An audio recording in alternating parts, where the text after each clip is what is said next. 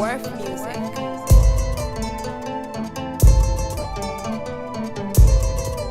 Monsieur le Président, recevez cette lettre de la part d'un artiste et un homme de lettres. En ma qualité de bas représentant autoproclamé, j'ai le devoir pressant et exaltant de vous dire certaines vérités. Il peut paraître impertinent d'interpeller un président. Certains de vos proches vous diront même que je suis un opposant.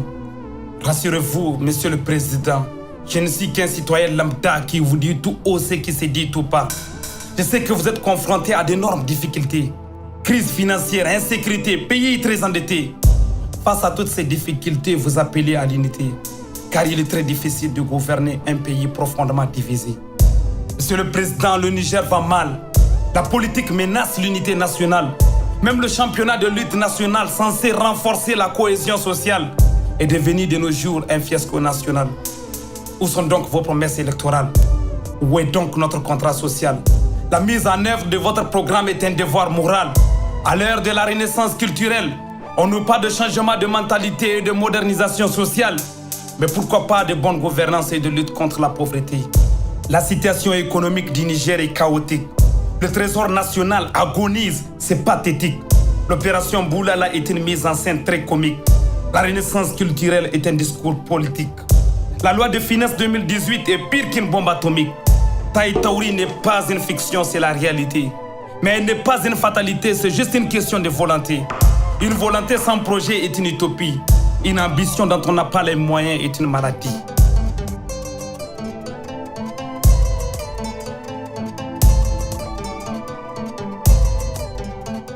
Monsieur le Président, chaque peuple a droit à l'autodétermination. Arrêtez donc les intimidations et les interminables incarcérations.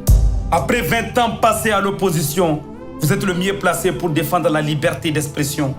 Vous avez juré d'épargner l'administration de la politisation, mais vos nominations révèlent quelques contradictions. Il paraît que l'école est l'une de vos priorités. Une école abandonnée avec un budget très limité, des classes surpeuplées, des grèves illimitées, des enseignants mal formés et souvent mal payés. Pourtant, vous l'avez reconnu, c'est cette école qui vous a tout donné. Sur le plan sanitaire, le constat est amer. Gratuité de soins jusqu'à l'âge de 5 ans.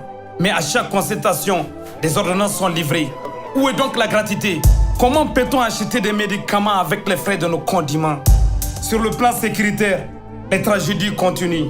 Nos forces de l'ordre succombent sous les balles des bandits armés. Et c'est là, au vu et au su des forces étrangères censées nous protéger.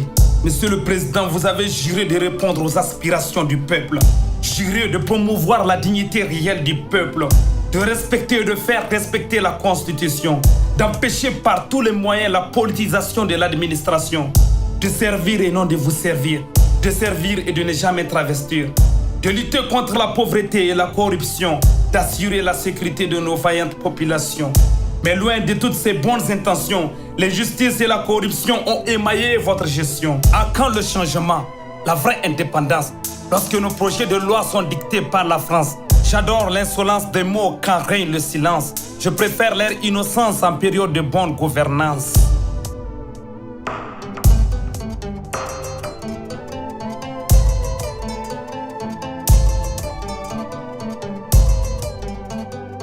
Monsieur le Président, vous êtes le père de la nation. Mais autour de vous gravitent des conseillers qui n'agissent que pour défendre leurs intérêts. Dès qu'une voix est discordante, on préfère parler d'ethnie ou de région, comme si votre pouvoir repose sur de simples considérations. Il est temps d'arrêter cette hypocrisie, de travailler sans relâche pour votre propre salut. Que l'amnésie de vos proches ne se transforme pas en maladie. Votre premier mandat a recueilli plus de voix à Tillabéri. Monsieur le Président, à présent je suis à la fin de ma lettre. Elle résonne comme un procès, mais elle est loin d'être une attaque. Devant l'urgence de la situation, prenez de la distance. Prenez vos responsabilités, tout n'est pas perdu d'avance. Les défis sont nombreux, ensemble nous pouvons les relever. Soyez à l'écoute de Dieu et de vos sages conseillers. Laissez-vous guider par l'expérience de ceux qui vous ont précédés.